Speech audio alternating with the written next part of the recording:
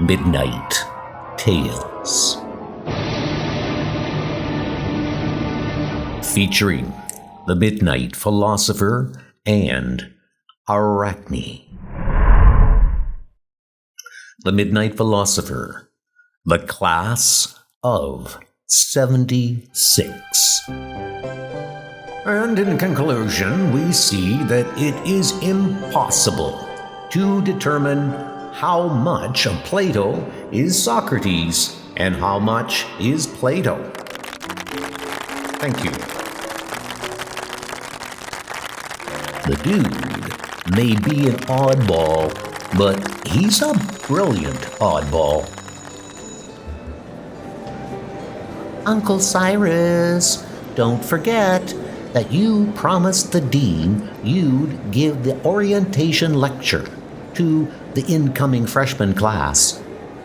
I can't now, Arachne. According to my appointment book, I have to give the orientation lecture to the incoming freshman class. Oh, that's what you said, isn't it? I think I had better go with you, Uncle. I've never done this sort of thing before. What does one say to a group of high school senior types? Start with welcome. Yes, of course. Excellent idea. Then I'll show them the archaeology building. Wonderful place. Here comes the bus.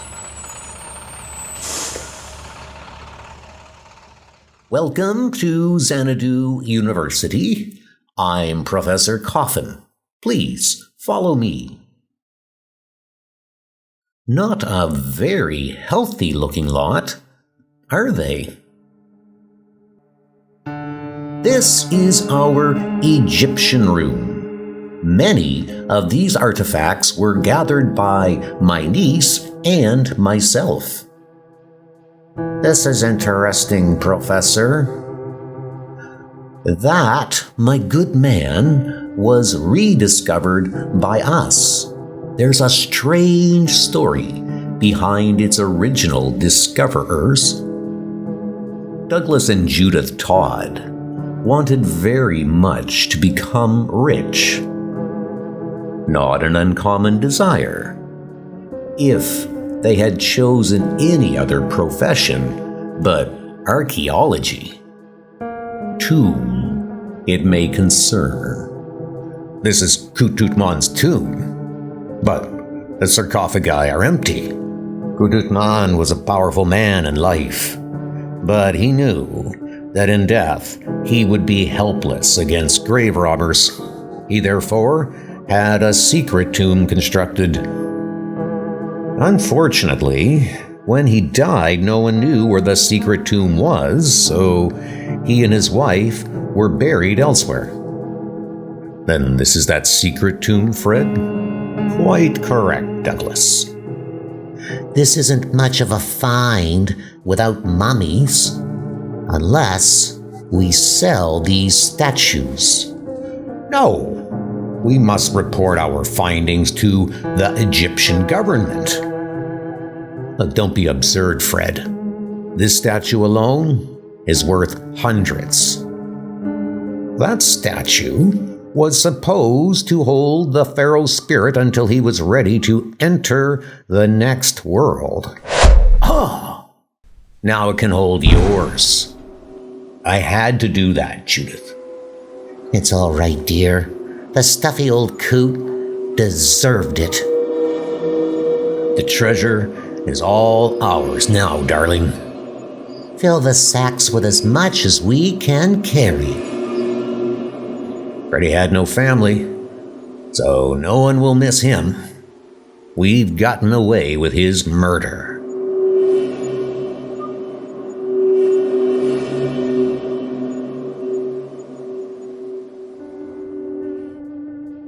In a tiny village a few hours away. Professor, Mrs. Todd, you appear to have done well. Perhaps you have something for Fauk? As a matter of fact, we do. Is your shop open? For two of my favorite Americans, it is always open. Come. Beautiful. Magnificent. You must tell me how you and Mr. Say, where is your partner? Never mind. Just give us our money and we'll go. What shall we do with our money, darling? New house, cars, maybe even a yacht. Hey, what's that? Look at the depth of these footprints. Whoever made them must weigh close to a ton.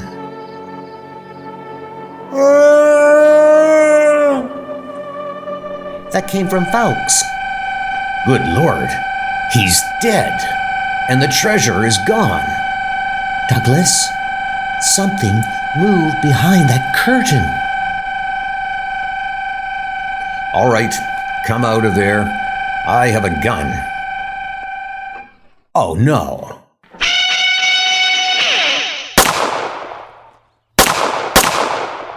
Doug, stop it. It's just a statue. But it's from the tomb. It can't be the same one. Come on, we've got to get out of here before the police arrive. I tell you, it's the spirit of Fred. He's come back to wreak revenge. Stop talking that way. A thief broke into Fauk's shop. That's all. The police won't be able to connect us with Fauk or the treasure. And we still have the money. Judith, our sheets are torn to shreds. Who could have done that? And why? Doug, there's someone here. The statue!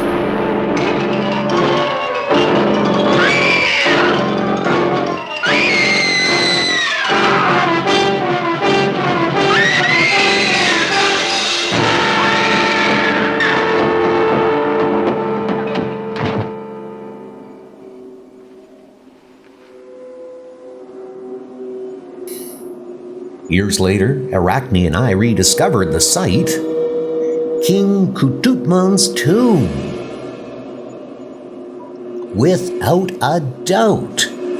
Perhaps we shall find a clue to the disappearance of the Todds in there. Uncle Cyrus, didn't you say that the mummy cases would be empty? Yes, the pharaoh and his wife are in the National Museum. Then who are they?